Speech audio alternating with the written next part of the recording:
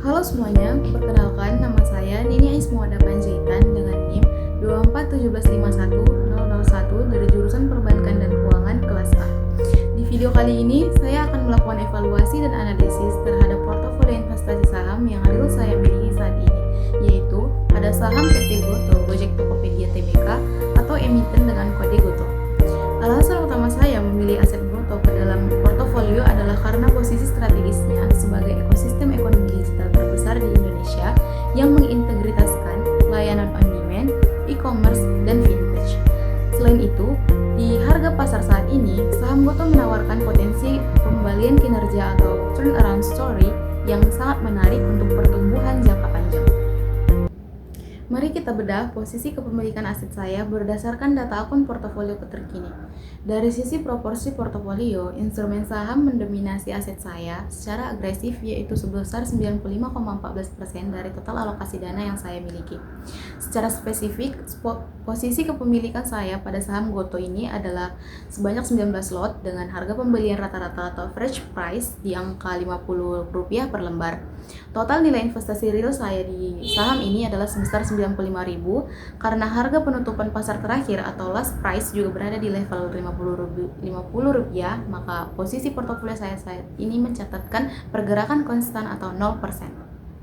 Jika kita tinjau dari kinerja investasinya secara teknikal dalam grafik 3 tahun terakhir, Goto memang mengalami tren penurunan yang cukup panjang dari level di atas Rp110 hingga tertahan landai di level psikologis terendahnya saat ini, yaitu Rp50. Namun, di balik stagnasi harga pasarnya, kinerja fundamental internal perusahaan mulai memperlihatkan taji pemulihan.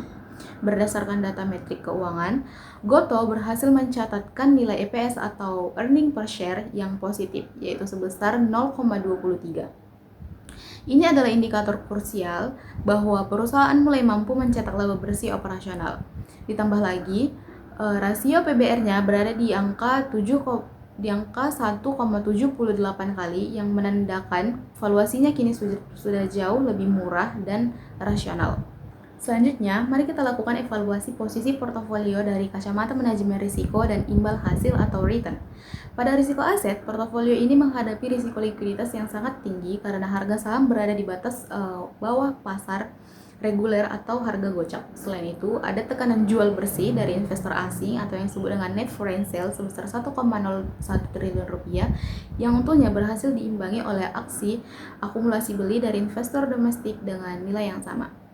Pada potensi return, di balik risiko tersebut, konsensus dari 19 analis memberikan rekomendasi buy dengan target harga wajar di Rp84. Artinya, dari posisi harga beli saya di Rp50 menuju target Rp84, terdapat potensi keuntungan modal atau estimated return yang sangat masif, yaitu mencapai plus 68%. Kesimpulannya, portofolio yang saya miliki ini tergolong ke dalam kategori spekulatif agresif. Risikonya cukup tinggi karena alokasi dana yang sangat terkonsentrasi, namun potensi keuntungan pembalikannya sangat menjanjikan seiring fundamental perusahaan yang mulai berbalik positif. Langkah strategis saya ke depan adalah tetap mempertahankan posisi ini atau hold tanpa menambah modal baru, sambil mengawasi konsistensi profit pada laporan keuangan berikutnya. Sekian penjelasan mengenai analisis portofolio saham yang saya miliki. Terima kasih dan